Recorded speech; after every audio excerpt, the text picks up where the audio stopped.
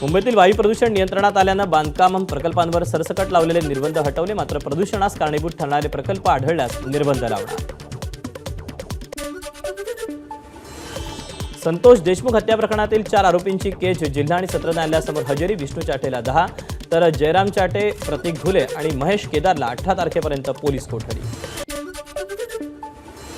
कैलास फड, माणिक फड आणि जयप्रकाश सोनावणे या तिघांचे शस्त्रपरवाने रद्द. हवेत गोळीबार केल्याप्रकरणी व्हिडिओ व्हायरल, प्रकरण भोवलं.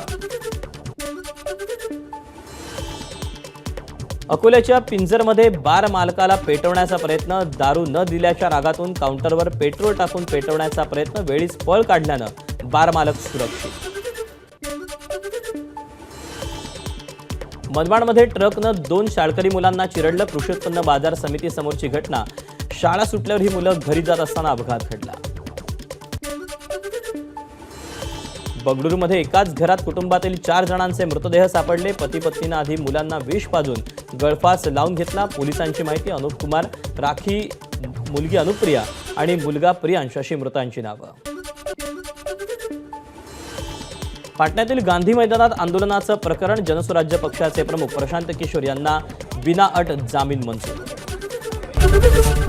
एबीपी माझा, उघडा डोळे बघा नीट.